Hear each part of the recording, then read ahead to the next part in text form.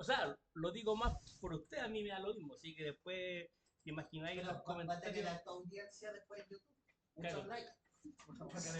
si a mí no Una me, clase diferente. si a mí no me interesa YouTube, si a mí, claro, esto ya, claro, si a mí... Ok, vamos a comenzar. Entonces, estimados todos, muy buenas tardes, esperando que se encuentren bien. Yo sé que este contenido lo habíamos dilatado desde hace harto tiempo porque habíamos dicho que le íbamos a hablar el lunes nos explayamos con remuneraciones. Dijimos que lo íbamos a ver ayer nos explayamos con el formulario 29, así que ahora supongo que ya saben hacer formulario 29, después no digan es que el profesor no lo vio ni nada, así que bueno, si no lo aprendieron, vean el video en YouTube y si no, después no pueden decir el profesor no porque hay de ti que lo hagan, hay de ti que me boicoteen así. Hoy día vamos a ver un tema de planificación estratégica porque puntualmente yo sé que ustedes ya han tenido asignaturas de administración y administración estratégica, sin embargo hay algunos temas que yo requiero que sean un poquito más aplicativos en relación a lo que tal vez vieron cuando eran más pequeños. Por ende, quizá yo vea las cosas de alguna manera en particular donde ustedes digan, oye, tal vez esto yo lo vi un poco más simple, usted lo complejiza más, y sí, puede ser, pero ya ustedes se supone que están en un nivel del cual les puedo exigir un poco más, considerando que ya están aprobadas las asignaturas pasadas, y a diferencia de conta e impuestos, yo sí tengo certeza que Juan Pablo vio todo lo que haya que ver. Así que, No podemos decir que no lo dijo. claro, ¿Puede ser? Ya. sí, sí, sí que me consta que Juan Pablo es de los docentes más explayados en su disciplina. Entonces, puntualmente cuando nosotros hablamos de planificación estratégica, yo sé que a nosotros nos cuesta un poco más, digo a nosotros los contadores porque nosotros somos personajes de números, nosotros somos personajes de cuantificación de cosas. Y acá puntualmente nosotros estamos hablando de información netamente cualitativa, donde la cualificación depende de perspectiva y por eso si uno ve los padres, por así decirlo, del management en este caso, son netamente o psicólogos y por eso si uno ve los estudios estadounidenses, hay muchos CEO a nivel de multinacionales que o son psicólogos, o son relacionadores públicos, o son actores, o son gente que uno dice, este sujeto no tiene los conocimientos de gerente, pero lo hace. Entonces, ¿cuál es la lógica acá? Hasta el momento, nosotros esto intuitivamente lo sabíamos de los años 40, de los años 30, ya un poquito más formalizado en los años 50, pero Michael Porter, que es el padre de la estrategia convencional, por así decirlo, fue una persona que dijo esto, nosotros lo vamos a llevar a ideas y conceptos concretos, ¿vale? No quiere decir cuantificables, pero conceptos concretos. Entonces, ¿cuál es la idea acá? Que todo producto que comercialice una empresa, producto o servicio, tiene dos tipos de enfoque y dependiendo del tipo de enfoque que yo quiera abarcar, puede ser a un mercado en concreto, puede ser el nicho. Esa es la gran característica. Entonces acá nosotros, ¿qué es lo que vamos a saber? Vamos a saber que el producto o el servicio yo lo puedo orientar bajo dos miradas, o una mirada, de la cual el producto o el servicio le voy a entregar algo diferente y en ese diferente, psicológicamente a la gente nosotros le hablamos de un concepto de exclusividad, donde la exclusividad es engañosa, porque la exclusividad puede ser que se perciba como exclusivo o yo diga que realmente es exclusivo. Esa es una manera de diferenciar un producto que yo voy a comercializar o un servicio. Cuando yo te hablo acerca de otra cosa, que yo podría orientar el producto o servicio a vender en mi mercado, sería bajo una mirada de vender barato. Y para vender barato se entiende que yo gano por volumen. Y en el caso de ganar por volumen implica que yo tengo que lograr que a mí me cueste poco para poder venderlo en un precio más bajo para ganar ese volumen que yo quiero. Y misma lógica, si yo me hablo acerca de ese concepto de vender barato, yo lo puedo vender barato al nicho o en ese caso lo puedo vender a todo el mercado. Por ende, Michael decía, eso que tú sabes, nosotros lo vamos a llamar la famosa estrategia genérica, donde nosotros nos vamos a enfocar que ese producto o servicio tú lo vas a diferenciar, y cuando nosotros hablamos de la diferenciación, nosotros hablamos de la diferenciación con acceso a todo el mercado o una diferenciación con acceso a un nicho en particular, ¿vale? No es que sea uno mejor que el otro, es así. O yo podría decir que yo me voy a enfocar en el costo bajo, y en ese costo bajo, o me voy a enfocar en vender a todo el mercado de manera barata, o a un nicho del cual yo quiera entregarle el concepto barato. Y ustedes lo ven en todo ámbito. Acá mismo, en este edificio, en el primer piso, hay un Starbucks, y el Starbucks uno dice ya, ok, le vende café, ¿vale? No caigan en esa pomada de la experiencia, pura vaina hippies, ni convencional. Puntualmente, Starbucks te vende el café, pero el factor diferenciador por el cual el café que lo podríais comprar en el Oxxo por 2 lucas, que te lo vendan en 5, tiene el sentido de que te entrega una diferenciación de la percepción de exclusividad. Percepción que te pidan el nombre, percepción que te traten bonito, percepción que te puedes sentar en unos sillones cómodos a cargar el teléfono, etc. Y eso es abierto a todo el mercado. No se hace una distinción de personas que sí, personas que no. Ahí nace lo que nosotros vamos a llamar la diferenciación enfocada a todo el mercado. Podríamos hablar, por ejemplo, de el lujo, entiéndase, por ejemplo, Rolex o lo que ustedes quieran decir. En ese caso en particular, nosotros nos vamos a enfocar a un segmento, que es el segmento de alto poder adquisitivo. Por ende, nosotros hablamos de la diferenciación segmentaria, ¿vale? Que no todos tienen acceso a eso, solamente algunos serían esta figura. O, por ejemplo, si yo te hablara de una universidad que ofrezca una carrera única. Por ejemplo, en Chile nosotros en su momento fuimos el boom del cobre, ahora estamos en el boom del litio, no hay carreras de litio, pero sí se tiene la intención de hacer. Si yo creo que CQM salgara a una universidad que dijera, te ofrecemos la carrera de ingeniería en litio, te doy firmado que sería la única en Chile hasta el momento, y puntualmente harta gente se matricula con el curricularia. ¿Qué pasaría? Te cobrarían una mensualidad grandota, y lo más probable es que solamente la gente que sepa de la materia o la gente que quiera trabajar en ese nicho podría entrar. Ahí tú tienes un segmento. Y en el caso de los costos bajos acá, nosotros decimos el costo bajo para todo el mercado, como la cuenta, por ejemplo, que se enfoca en vender cuestiones de marcas genéricas por lo cual es más barato. Por ejemplo, o costo bajo segmentado.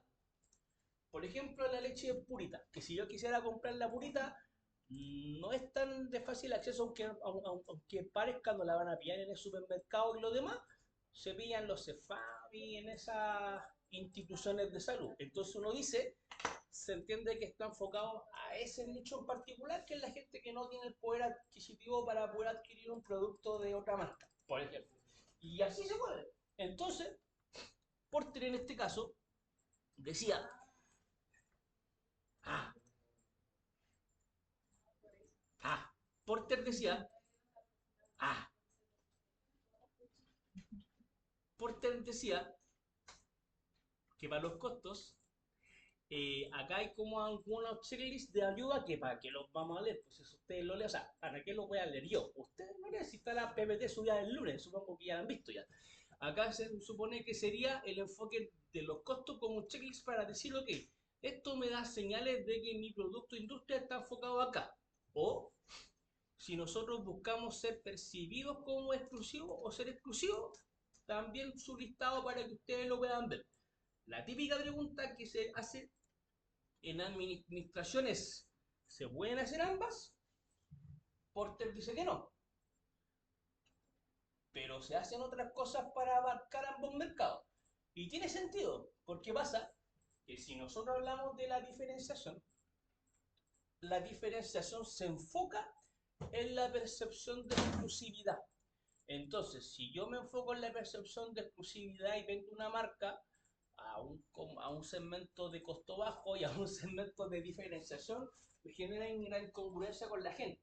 Por ejemplo, la gente que compra iPhone acá, puntualmente si yo vendo un iPhone, un teléfono que te vale no sé cuánta plata, la gente que lo compra dice, ok, no, yo me compro el iPhone por el posicionamiento y estatus que me da, y si yo saco un iPhone a 150 lucas y otro lo compra, el que lo compraba con el propósito de ser diferenciado dice no tiene sentido, pues si toda la gente tiene la percepción de estatus como que no existe en este caso. Entonces, bajo esa mirada, no se puede. No te dicen un oro rotundo, porque en algunos casos se parece que ha existido, pero no se puede. Lo que sí plantea aporte que no son compatibles, entonces, si una empresa quiere abarcar ambos mercados, ¿qué es lo que hace? Te saca dos marcas diferenciadas. Y ahí ustedes lo pueden ver como el líder con la cuenta, que es del mismo dueño, pero se supone que el líder se enfoca en una cosa que la cuenta en otra. O por ejemplo el Jumbo, que uno va al Jumbo y uno ve que, por ejemplo, todas las filas tienen un cajero, o la mayoría. Esa es una estrategia, porque uno dice, voy apurado, yo sé que en el Jumbo, en la fila me voy a demorar menos que si hago la fila en el líder, por ejemplo. O puntualmente, en el mismo caso, que si yo digo, oye, pero el Jumbo igual es caro porque tiene la marca exclusiva y los demás, voy al Santa Isabel, que tiene como productos parecidos, pero a costo más bajo. Esa es la lógica con la cual uno crea las dos marcas para abarcar ambos mercados, pero deben tenernos en cuenta. Entonces, ¿cuál es la primera pega que ustedes tienen que hacer acá? En base a su proyecto, poder identificar en qué mercado están. Que supongo ya lo tienen más o menos claro.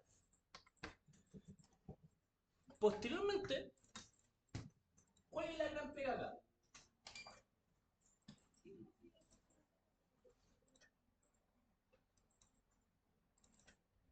Ah, me duele el cuello. Esto sube un poco lento. Y ya veo que ni siquiera ha borrado en la pizarra. Bueno, de lo que vimos ayer, a los que vieron.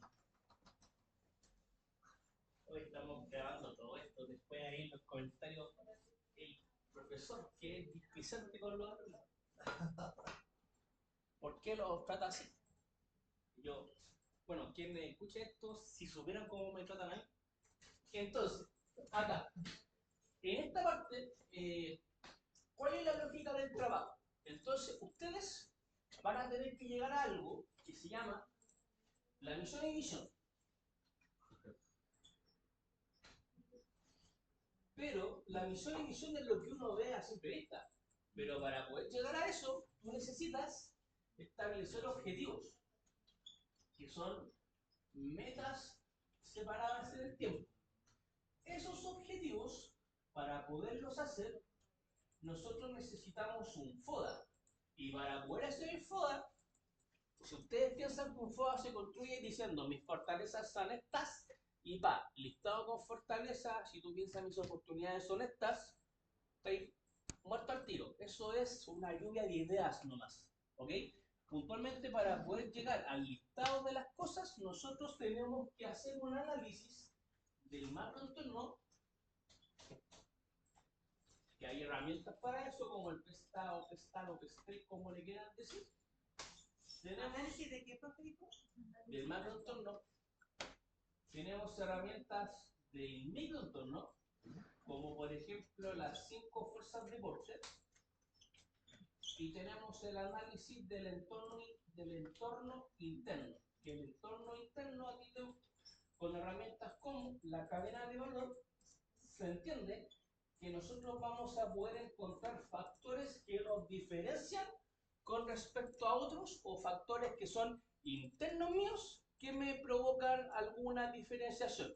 Y en base a eso, nosotros, ¿qué es lo que vamos a llegar acá? Si tú haces este análisis de manera acertada, vas a llegar a las oportunidades y amenazas que va a tener tu empresa. Y si yo esto lo analizo de manera interna, nosotros acá vamos a poder llegar a las fortalezas y debilidades, que estos van a ser tu FODA. Y acá tal vez yo me voy a meter en algo que quizás no hayan visto, pero lo voy a ver yo, y el FODA, por defecto, depende del contexto al cual le estamos entregando la información al receptor. El FODA, si es que yo hablo con gente que tiene el mismo nivel de conocimiento mío del mismo contexto, el FODA puede ser no cuantificado, porque nosotros entendemos que una fortaleza que podría ser, que mi fortaleza es que yo tengo la certificación de la norma no sé cuánto, ambos entendemos que tal vez podría ser un factor muy primordial. Pero quien no lo entiende porque no está en el mismo mercado que tú, necesitamos entregarle una nivelación para el mismo tipo de información. Y ahí viene que el FODA se cuantifica. ¿Cómo es eso que se cuantifica? El FODA tú le pones nota. Entonces, eso es lo que nosotros vamos a ver. Y acá quiero ser súper enfático porque otros semestres que hemos visto eso, los alumnos dicen, pero es que no me lo enseñaron así. Mira, claro, ocurre como lo contrario. Lo que no, claro, es que eso no me lo enseñaron. Y así que no lo sé, pero los años lo hacen. Pero posteriormente, es que no me lo enseñaron así, lo voy a hacer así nomás. Lo hacen como quieren hacerlo. Pero yo les voy a poner una restricción que es que el FODA se cuantifica y se lo voy a enseñar a cuantificar. Eso. Entonces, en su mente deben tener presente ese mapa. Primero se hace los análisis de los entornos. Posteriormente, con el análisis del entorno construyen el FODA. Y recién con el FODA hacen los objetivos para llegar a la misión y visión. Ese debería ser el camino. ¿Y por qué debería ser así? Porque si tú partes con la misión, estás construyendo la misión en terreno de los suelos. O sea, estás construyendo algo que se podría derrumbar en cualquier momento. Esa es la lógica. No. Dime. No sé, es que igual es complicado hacer ese tipo de análisis a este tipo de casos porque en sí en la administración, para sacar ese tipo de poda o peste, nos entregaban un caso, pero un texto, la historia realmente del caso. Un texto, la historia realmente. Tenemos balance. ¿Tú crees que necesitas una historia o algo? No es que, no es que la necesite, pero no sé cómo hacer. ¿Y si yo te entregara un anexo más, te serviría? Como una pequeña Yo historia. creo que sí, porque viene con el antecedente de la empresa. ¿Ok? Claro, ya no hay problema, lo vamos a hacer, porque originalmente yo decía ya, pues, o sea, si la empresa se dedica a esto, habitualmente lo que se les pide a la gente que investigue en internet, los demás, de la misma empresa o de la misma industria, pero si necesitan que les entregue algo más, les pasan dos, no hay problema con eso, denme el día y se lo subo. Ya.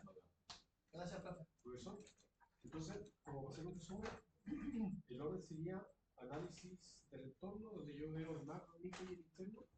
Claro, Con eso hago FODA, sí, con eso saco los objetivos, y sí, con eso logro recién hacer la misión de visión. exactamente. Claro, y ahora les voy a explicar cada uno. Si eso es como el mapa que necesito que lo tengan interiorizado para poder explicar lo que quiero explicar realmente. Gracias. No, a ti, pues, joven Álvaro. Entonces, tú, ya. Bueno, acá hay algunas herramientas que no es necesario que la hagan. Si les da tiempo, pueden hacer la matriz de Boston, pero no es necesario que la hagan. ¿Vale? Donde la matriz de Boston consiste en poner los productos y ver el potencial de crecimiento o las ventajas competitivas que te genera el mismo producto para poder analizar si el producto es un generador de efectivo o es un potencial fracaso, ¿vale? Pero eso la verdad que como venden un único producto, no tiene tanto sentido que se haga, ¿cachai? Lo mismo que el Boston 2, porque ¿qué es lo que pasa? El Boston 2, acá nosotros analizamos el tipo de industria. Sorry, el Boston 2 es el que les hablaba. El Boston 1, porque la hizo la empresa Boston Consulting Group, es una matriz que te ayuda a analizar en qué tipo de mercado estás, si es un mercado de nicho o un mercado de negocio de barrio o eres un mercado en instancias de poder crecer o multinacional. Pero eso no lo vamos a ver porque también en el caso de ustedes están especializados que para qué. Y lo mismo con el Boston 2. Ahora, en juegos de integración técnico no. Si tocamos esto nuevamente en juegos de integración profesional, ahí sí. Puntualmente, cuando nosotros hablamos de las 5 fuerzas de Porter, que es el análisis del microentorno, en este caso del análisis del microentorno, nosotros acá, ¿qué es lo que tenemos? Tenemos una situación de la cual yo analizo la industria. ¿Qué es la industria? La industria es el segmento en el cual, o el mercado en el cual interactúa la empresa con los actores directamente relacionados. Acá nosotros no hacemos un análisis de la empresa, sino que hacemos un análisis de la industria en general, ¿ok? Entonces, si es que yo te hablo de las 5 fuerzas de Porter de la UDP, no es que sean las 5 fuerzas de Porter de la UDP, sino que son las 5 fuerzas de Porter de la industria de la educación superior o de las universidades privadas, etcétera, ¿vale? Eso es lo que deben tener en cuenta, porque acá nosotros vemos cuáles son las oportunidades y amenazas que el mercado otorga y que yo me beneficio, me perjudico o trato de protegerme de ello. Porter plantea que son 5. Si me preguntan la opinión, para que serían 4 porque hay uno que vale por 2. Pero si Porter lo dice, qué sé yo, para jugar. Puntualmente Porter plantea que nosotros tenemos que ver la rivalidad entre competidores existentes, y cuando nosotros estamos hablando de eso, estamos hablando de la competencia, ¿ok? Puntualmente la competencia son las empresas de las cuales tienen una posición mejor o peor que la mía. Y acá nosotros vemos quiénes son los líderes del mercado, quién manda, quién está segundo, etc. Y habitualmente se analizan los competidores actuales y los potenciales competidores. Por ejemplo, si yo soy una empresa que se dedica a la venta de autos, para fabricar un auto y una moto requiere casi las mismas cosas. Por ende, yo también, por ejemplo, si soy, en este caso, adelante, si yo, por ejemplo, soy en este caso Toyota, lógicamente que voy a poner en mi análisis también a Honda, que fabrica, o a Yamaha, que fabrica motos, porque uno dice, soy complementario en este caso. En el mejor de los escenarios, si yo analizo las 5 fuerzas de Porter, en el mejor de los casos, se entiende que la empresa en la cual yo hago el análisis de la industria para mi empresa, en el mejor de los escenarios, deberíamos estar lo que en economía se define como un monopolio. O sea, que yo soy el único actor, porque si yo soy el único actor, no tengo competencia, no hay competidores potenciales, las amenazas de nuevos competidores es casi nula o nula, en este caso muy complicada. Yo tengo el poder negociador con los proveedores, por lo cual yo puedo comprar el precio que se me plazca y puedo vender al precio que se me plazca porque soy único. Y en el caso del sustituto, no hay, ¿vale? Algunos dicen que el sustituto también se considera un competidor actual, porque los típicos casos, Coca-Cola con Pepsi, que el Pepsi es el sustituto de Coca-Cola, pero si yo lo analizo, Coca-Cola con Pepsi compiten porque están en la misma industria. Entonces uno dice, podría ser en ese caso. Monopolio. En el peor de los casos, económicamente hablando, nosotros vamos a estar en un escenario de competencia perfecta. Que la competencia perfecta, ustedes saben que es ese mercado donde todos tienen el mismo nivel de información, el mercado está automatizado, es fácil entrar y salir, toda la vaina esa. Entonces acá, ¿qué les entrego yo? Yo les entrego datos o preguntas que ustedes se tienen que hacer para poder hacer el análisis. Acá vienen las preguntas para poder ver los nuevos ingresos. Entonces nosotros acá analizamos las barreras de entrada. Y acá algo que quizás no vieron con Juan Pablo, pero yo sí lo veo, es que uno cuando ve las barreras de entrada, también tiene que analizar las barreras de salida. Porque de lo contrario, estás viendo solamente qué tan fácil es entrar, pero también me interesa ver qué tan fácil es salir. Pues si yo me quiero meter a un mercado, veo que no es fácil salir del mercado, donde muchas veces no me meto nomás, porque entonces hay una relación directa. Y puntualmente, ¿qué te plantea Porter acá? Te plantea que en este caso nosotros vemos la amenaza de nuevos competidores, vemos las famosas barreras de entrada. Acá hay ejemplos de barreras de entrada donde tú a veces puedes analizar qué tan fácil o qué tan complicado salir dependiendo de este antecedente. Y la segunda fuerza sería la rivalidad competitiva, o sea, los competidores actuales. Qué tan fácil es entrar en el mercado, los que ya claro que tan fácil es competir. Y puntualmente hay que ver la salida. De acá hay una relación que vieron en finanzas. ¿Se acuerdan en finanzas que vieron el axioma financiero que nadie lo discute? A ver, vamos a retomar. ¿Saben lo que es un axioma, no? O sea, en matemáticas no lo saben. Ya mira, en matemática les dijeron que las fórmulas así por una comprobación matemática y lo demás. Ya, eso es un axioma. Axioma es algo que no se discute porque de común acuerdo se llegó al consenso que eso es así. ¿Vale? Ustedes en matemática, en álgebra vieron, por ejemplo, el cuadrado de binomio, que ante la expresión de una suma en consideración de la potencia, se supone que el primer término al cuadrado más dos veces el primero que el segundo, más dos veces, o sea, más el segundo término al cuadrado. Un axioma. En finanzas ustedes tienen otro axioma que no se discute. Y ese axioma dice que a mayor rendimiento, mayor retorno, mayor rentabilidad, ¿qué es lo que pasa con el riesgo? Con el riesgo Con el riesgo, es menor, ¿o no? al revés, debería ser mayor. Porque si yo voy a asumir mayores o voy a esperar mayores retornos, los riesgos también deberían ser más altos. Por ejemplo, la plata en la cuenta corriente. O más explícito, la cuenta de ahorro te da un retorno, que es el interés, pero el riesgo es bajo. ¿Cuál es el riesgo? Que el banco quiebre. Y en Chile nosotros tenemos un sistema tan robusto que que la historia mundial los bancos han quebrado una vez y fueron salvados por el Estado. Entonces nosotros podemos ver que el riesgo es bajísimo, pero el retorno es bajísimo, porque uno ve que los retornos que te genera una cuenta de ahorro, ¿cuántos son? La nada misma. Un ejemplo más rudo, el narcotráfico. El retorno es altísimo, pero es una persona que tiene que estar en un búnker, que se tiene que mover de un lugar a otro, que no puede dormir en paz, que está constantemente investigado, que está generando problemas, que te pueden traicionar. Los riesgos son muy altos en relación al retorno. Entonces, ¿qué se dice?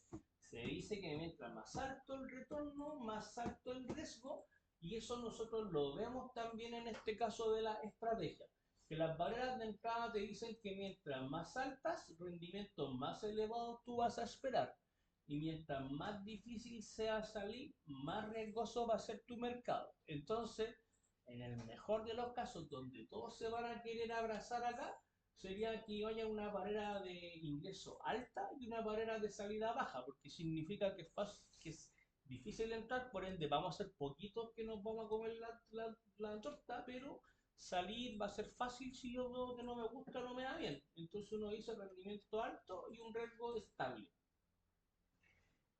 Lo normal sería una barrera de entrada alta y un riesgo alto también. En narcotráfico que les decía, ¿cachai? O quizá un rendimiento, una barrera de entrada baja. Yo quiero hacer una tienda de ropa americana para vender en Instagram. Es un negocio súper fácil, porque uno, ¿qué es lo que dice? Compra un fardo te va a salir, no sé, 100 lucas, nosotros vemos que la barrera de entrada es baja. Pero yo me pregunto, claro, y si me aburro, todos salen en este caso, claro, una barrera de entrada baja, porque todos pueden hacer lo mismo, por ende un rendimiento bajo. Y si me quiero salir, dejo la tienda tirada. Una salida baja, por lo cual rendimiento bajo, con un riesgo estable, por ejemplo. Yo soy una empresa de luz. Las barreras de entrada son altas. Las barreras de salida implica que tengo que venderle la empresa a otro. También es alta. Por ende, rendimiento elevado ya arriesgado. Y ese es el análisis que ustedes tienen que ver.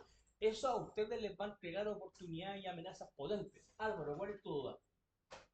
En el caso de arriendo, que yo arriendo maquinarias, mi riesgo de salida es alto, ¿cierto? No sé, eso es lo que tienes que evaluar. Tengo arrendado, tengo contratos firmados, entonces no puedo llegar a ese número. Eso lo tienes que evaluar tú. Claro, es que en realidad hay que analizar la industria más que Por eso, claro, por eso la idea hubiera sido que ustedes hubieran buscado cómo se llama, cómo se mueve de eso, pero igual soy empático con Bastián de que tienen razón al decir, oye, igual tenemos poco tiempo, no sé qué más, así que yo les voy a subir un anexo con la información del mercado que ustedes puedan hacer los filtros. Tienes cara de duda, Fernanda, ¿cuál es tu duda? Posteriormente, la tercera fuerza serían los productos sustitutos, que en este caso los sustitutos son el producto que es como el equivalente al que yo estoy vendiendo o al servicio que estoy prestando. Se considera un competidor, aún así, pero no es el mismo tipo de competidor que la competencia actual, porque el tipo puede competir conmigo, pero no lo hace, ¿vale? Pero igual sirve como alternativa. El poder negociador con los proveedores, que nosotros vemos qué tanto poder tiene el proveedor por sobre las empresas que compiten en este mercado, y los clientes, qué tanta influencia tienen los clientes en la determinación de las empresas que compiten en este mercado. Eso. En la vida real, si yo quisiera hacer este análisis de las 5 fuerzas de Porter, yo tendría que ver las 5 fuerzas de mis clientes, las 5 fuerzas de mis proveedores, las 5 fuerzas de mis sustitutos, y sería un círculo súper amplio. Nosotros lo vemos solamente a una escala porque aún somos chiquitos.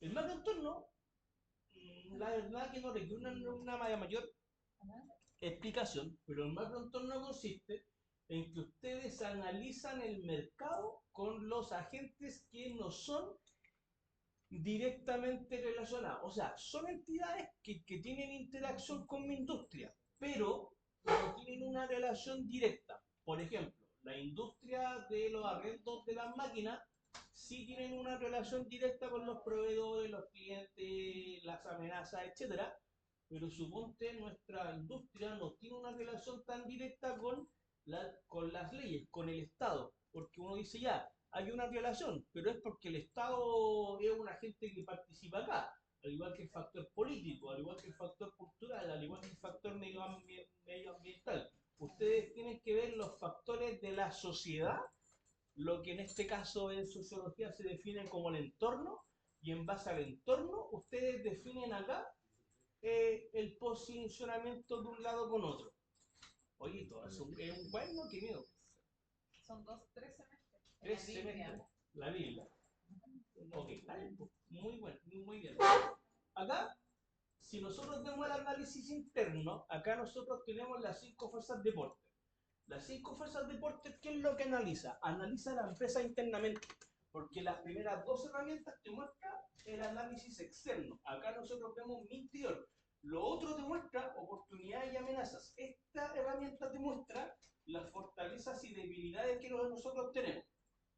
Entonces, ¿cómo se lee esto? El producto que vendo o el servicio que presto participa de manera directa en su elaboración o prestación de servicios y en la manera indirecta. Directamente, si yo voy a vender un reloj, yo digo logística interna, la gestión de compra, materia prima, proveedores, etcétera. Fabricación, la materia prima transformarla en un reloj. La logística externa es hacerlo llegar al cliente. El marketing sería la publicidad y comercialización del mismo producto, y el servicio por venta es la famosa fidelización para que este proceso se repita de manera entrópica y que no se genere una entropía de la cual podría generar una potencial cierre o quiebra de mi negocio. Y en la parte secundaria están aquellas actividades que no se relacionan directamente con mi producto, pero que sí están metidas en la misma base. Por ejemplo, los recursos humanos no están metidos directamente en la fabricación del reloj, pero sí son importantes. Claro. El know-how, el conocimiento. Suponte si yo veo el análisis de las 5 fuerzas de la cadena de valor de ese mueve, te doy firmado que la mayor fortaleza que tiene es el know-how. Porque el conocimiento, porque nadie sabe de litio más que ese mueve, porque es casi un monopólico en Chile. Cobre mucho. Cobre se presta en muchas universidades. Litio no hay carreras de litio, por lo cual ese puede aprender a sacar el litio de manera autónoma. Entonces, esa es su fortaleza. Por ejemplo, ¿cuál es la idea acá? Que ustedes analicen su empresa y en base a su empresa ustedes puedan ver qué eslabones son los eslabones bonitos, por así decirlo, eslabones duros que no se rompen, o eslabones, entiéndase como que necesitas de una cadena, por eso se llama cadena de valor. o entiéndase, eslabones que son más propensos a quebrarse, eslabones más oxidados, que esas son las debilidades que están y que uno las tiene que pulir. Entonces, con eso, ustedes llenan el FODA. El FODA se debería construir así, donde, ¿qué es lo que van a hacer acá? Atención, que esto es lo que no han visto. Ustedes puntualmente tienen una primera parte, cuando hagan el uso de la herramienta y lo demás, ustedes van a llegar a las fortalezas, oportunidades, debilidades y amenazas, que es este listado de acá. Este es un ejemplo, ni se te ocurra en el informe porque lo he visto, lo planteo porque me ha tocado. Ni se le ocurra tomar esto, copiarlo y pegarlo en el trabajo, porque esto se entiende como un ejemplo. Y lo estoy grabando para que vean. Y siempre yo le agrego una columna más, porque el alumno que no vino y copia y pega esto, más encima lo copia mal, porque no le copia lo que yo le voy a agregar acá. Acá ustedes, en esta línea, le crean una columna más. En esta columna más, ustedes indican si el factor es amenaza, o es oportunidad, o es fortaleza, o es debilidad. ¿Cómo llegan a este listado? Con las herramientas que acabamos de conversar. Cuando lleguen a ese listado, ustedes al lado le ponen el factor que es. Algunos factores podrían ser verdaderas amenazas, pero una amenaza no tan importante como otra. Entonces, ¿qué es lo que nosotros tenemos que tener en consideración acá? Que la amenaza tiene que tener una nota. Entonces, al lado viene lo que se llama la relevancia. ¿Y qué es la relevancia? Yo acá voy a tener que decir qué calificación le pongo a la variable que estoy analizando. Por ejemplo, dificultad de alcanzar el costo bajo requerido para poder competir. Ya, yo eso lo consideré una amenaza. Puntualmente esa amenaza, yo digo, oye, ¿sabéis qué? Yo soy una empresa que vende Rolex. Pillar un costo bajo, como que me importa pocaso, porque mi ganancia está definida con la exclusividad. Entonces, que me suban la materia prima, vendo más caro el producto y me lo van a comprar igual. Entonces, nivel de relevancia, uno en este caso, porque es algo que me importa pocaso. Entonces, dificultad de alcanzar exclusividad requerida para poder competir. Ah, yo soy Rolex, ahí sí me interesa. Entonces yo digo que relevancia a 5. Entonces, ¿qué significa? Que la gente que no tiene el mismo nivel de conocimiento que el tuyo, puntualmente, si yo le pongo nota, yo digo que bajo el criterio de ustedes, esa amenaza es súper importante, esa amenaza es poco importante. Esa es la idea. Por eso le pongo nota, porque le entrego una escala de apreciación. ¿Vale? Esa es la idea, porque yo podría decir, no sé, según mi análisis FODA, considero que podría ser una amenaza extraterrestre una amenaza. Ya, pero si nosotros hablamos de la convención de la UFO o de la NASA, es un 5. Si yo te hablo de la UDP, un 1. Eso es lo que tenemos que analizar en este caso. Por eso la escala de apreciación va acá. Por eso la escala va de 1 a 5. ¿Qué al criterio tuyo? Yo acá les entrego de 1 a 5, yo he visto gente que le pone de 1 a 10, de 1 a 7, de 1 a 3. Depende de lo que tú estimes conveniente. Nosotros no queremos evaluar. Claro. Si yo le pongo 5, yo debo especificar las cosas que considero que le pongo 5. Mira, para el informe no es necesario, pero igual tenganlo presente para la comisión. Ya, ahora, los objetivos. Cuando tengan el FODA, que habitualmente hasta el FODA es la parte pelúa. Cuando tengan hasta el FODA, después vienen los objetivos, que el objetivo es establecer meta. Yo creo que Juan Pablo les tuvo que haber hablado de la metodología SMART, ¿cierto? ¿Cuánto? SMART. S-M-A-R-T. Ya. El objetivo, claro, la verdad que la sigla me cuesta un poquito, así que yo lo veo así nomás en español, que son como checklists de atributos que deberían tener. El objetivo claro, conciso, o sea, que todo el mundo lo entienda y que sea breve, o sea, no tan largo, quizá puede ser un poquito explayado, pero eso. Tiene que ser por escrito. Y ustedes van a decir, ¿cómo por escrito? Porque hay objetivos que la gente dice cuando entra a trabajar en un negocio. Nuestros objetivos son estos y se dan de boca a oído. ¿Cómo que no? Y se dan de boca a oído, ¿vale? Tienen que ser por escrito. El objetivo tiene que ser bien definido en el tiempo y espacio y aparte tiene que ser cuantificable y medible. ¿Qué significa esto? Que yo tengo que corroborar que se cumple mediante métricas que son cuantificables.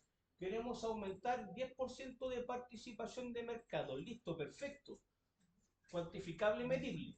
Pero ese objetivo cuantificable y medible tiene que estar definido en el tiempo y espacio. Muchas veces pasa que hay gente que lo cuantifica, pero no le pone el tiempo y espacio. Quiero aumentar mi participación de mercado en un 10%. Pasan 25 años y yo digo, aumentó mi participación de mercado en un 10% después de 25 años. Oye, pero yo eso lo quería en 2 años, no. Ah, tiene que ser tiempo y espacio. Oye, en 2 años y en Santiago lo menos. Tiempo y espacio. Coherente con los objetivos globales y las demás unidades. Nosotros aún somos chiquitos, pero habitualmente, ¿qué es lo que hacen las empresas más grandotas? Cuando hacen esto, hacen lo que se llaman las famosas unidades estratégicas de negocio, donde dicen qué producto vendo, a qué tipo de cliente les vendo y hacen una especie de match y generan unidades. Y cada unidad tiene sus objetivos, su pequeña misión, su pequeña visión, que tiene que estar alineada con la corporativa. Nosotros no lo vamos a ver así, lo vamos a ver a nivel de empresa, que aparte vendemos un único producto nomás. Eso. Se dice que el objetivo tiene que ser difícil pero posible. Yo cuando estudiaba auditoría, hace muchos años atrás, yo estudié el 2009 y salí el 2013 de auditoría. En esos años habían profesores que parece que eran del libro, que nunca habían trabajado en la vida real en este caso, y planteaban que el objetivo debía ser utópico. ¿Y qué significa utópico? Que nunca va a ser alcanzable. Y eso está pésimo, porque si yo le entrego un objetivo utópico, ¿qué es lo que piensa la gente? La gente dice, oye, si nunca lo voy a cumplir, ¿para qué voy a estar así haciendo la pega? Pues si no vamos a cumplir el objetivo, nos relajamos. En cambio, si yo te entrego un objetivo que tiene que ser posible, que te va a costar, pero tiene que ser posible, ¿qué es lo que hago? Puedo establecer controles, puedo establecer direcciones, puedo establecer comunicación con las partes, te puedo establecer metas en este caso, puedo hacer cosas, ¿vale? Por ende tiene que ser estimulante. ¿Qué significa? Que yo tengo que ver el sentido de la gente y en base al sentido de la gente también que entendamos cositas y con responsabilidades fijadas claramente. O sea, que yo tengo que saber quién es la persona a cargo de esto y en el caso que el objetivo no se cumpla, saber echarle la culpa al culpable en este caso, valga la redundancia. No sé, como el gerente de finanzas, Exactamente. gerente de producción. Por eso es con responsabilidades fijas. Claro, no a un nombre como Álvaro tanto, sino que el cargo. Al área, a cargo, etc. Claro. La misión. Acá, mito que piensen que la misión es generar beneficios. No, no, no. Si tú haces bien tu pega, los beneficios van a caer solos. Seas empresa con fin de lucro o sin fin de lucro, porque ¿qué es lo que busca una empresa sin fines de lucro? Busca ganar plata. Pero que, profe, las empresas sin fines de lucro no ganan plata. No, tienen que ganar plata. Si no ganan plata, no subsisten. Lo que pasa es que los beneficios permanecen en la empresa, no se los llevan los dueños. Eso es algo sin fin de lucro. ¿Por qué no le pega a su compañero? Eso es algo sin fin de lucro. Eso, ¿vale? Pero nunca va a ser generar beneficios la misión, porque estáis súper equivocados, tanto a nivel personal, profesional, empresarial. La misión va a ser el propósito, y el propósito es satisfacer la necesidad del cliente. ¿Qué cliente? ¿Qué necesidad quiero satisfacer según el problema económico keynesiano? Eso es lo que tú tienes que pensar. Y si tú cumples con tu misión, los beneficios van a llegar solos. Esa es la lógica. Entonces, la misión para poder responder con nuestro propósito, yo les entrego un cuestionario que digo quiénes somos, para qué queremos que la empresa funcione, a quién le beneficia, cómo se mide, cuál es el resultado. Si tú respondes esto, vas a tener toda la data, o como dicen los lolos, vas a tener todos los factos para poder hacer la misión. Pero para llegar a todos los factos, para poder hacer la misión, tienes que responder a esto. Oiga, pero hay algunas pistas para poder llegar a esto, pero por supuesto, pistas para determinar las actividades que se desarrollan, el tipo de persona, la forma de organización, los plazos, los niveles, los criterios. Si tú respondes esto, tienes el facto para responder esto. Oiga, ¿y hay alguna ayuda para poder llegar a estas pistas? Sí. 4 preguntas. ¿Cómo son? ¿Quién lo decide? ¿Cómo lo decide? ¿Por qué lo decide? Por ejemplo, ¿quiénes somos? A ver, ¿quiénes somos? ¿De dónde saco esto? Ah, del tipo de persona, de las formas de organizarse, de los plazos, ya. Esto me entrega la info. ¿Cómo yo tengo la data para las actividades que se desarrollan en la empresa? ¿Cómo son las actividades? ¿Quién decide las actividades? ¿Cómo deciden las actividades? ¿Por qué se deciden las actividades? Ah, los plazos en los cuales se trabajan y se plantean los objetivos. Los plazos. ¿Cómo son los plazos? ¿Quién decide los plazos? ¿Cómo se deciden los plazos? ¿Por qué se deciden los plazos? Respuesta para responder esto. Respuesta para responder esto. Respuesta para llegar a la misión. Mira, así se hace. Como una receta. Así. Y receta de repostería, porque si fuese receta de plato típico, tú puedes moldear un poquito. Acá es receta de repostería porque no se puede pasar en ni un gramo para llegar a la respuesta exacta. Eso. ¿Alguna duda? ¿Todo bien? Joven Álvaro. Está bien complicado. No, sí, mira, sí, yo sé que eso era así, pero lo que pasa es que, ¿cuál es el problema? Espérame un poquito, Álvaro. Nosotros somos auditores y puntualmente al auditor, cuando le enseñan estas cosas de management, dicen, pero son, perdonando la expresión, yo me hago responsable de lo que digo. Puras pajas. Uno dice, pero va, que tanta puro hippie hablando de negocio. Y en concreto no son puros hippie hablando de negocios. Lo que pasa es que esos conceptos que son abstractos, para un ingeniero comercial, tiene sentido. Nosotros somos gente de ciencia y va a sonar súper duro. Pero como somos gente de ciencia, nosotros trabajamos con temas duros y a nosotros nos interesa que nos entreguen las cosas concretas, concisas. Aquí tú tienes las cosas concretas, concisas. Se ve así porque uno dice, oye, pero es que son como muchos pasos. Paso uno, paso dos, pero es porque nosotros, eso que ustedes ya vieron, yo se lo entrego ordenado en estructura. Y yo no voy a hacer soberbio de decir esto lo hice yo. Este lo hizo Lorente, no me acuerdo cuánto la pidió, que un profesor del Centro de Estudios Financieros de España. Que él siguió el trabajo, contador igual que nosotros, de tomar esos conceptos abstractos y bien llevarlos acá. Y como fui alumno de él, dije, esto me hace sentido, cuando viví en España. Álvaro, ¿cuál es tu duda? Cuando hago el FODA, Entonces el FOA. que hago 4 leyes, lo interno son la fortaleza y la Lo debilidad. interno, las fortalezas y debilidades, Claro, ¿sí? y a cada fortaleza y a cada debilidad yo le pongo un número. ¿Cierto? Y a la amenaza y oportunidades Claro, y después también. cuando hago el análisis externo de la amenaza y la oportunidad, También, también le agrego también. un número. Obvio. Ok. Obvio, todo O sea, tiene que ¿cuánto ser te- cuantificado. Sí. Profe, pero el número, ¿qué significa? El número es que tan importante o que menos importante es la variable para mí. O sea, que uno es como el mínimo y 5 es el máximo. Claro. Eso, Una encuesta. sí, con una apreciación. Por eso se le llama escala de apreciación, más que rúbrica o demás. Y por eso se le dice que le vamos a poner nota. Y me diga, pero ahí dice DAFO. Sí, pero es que yo darlo en COA. Por eso en vez de FOA, darlo en DAFO.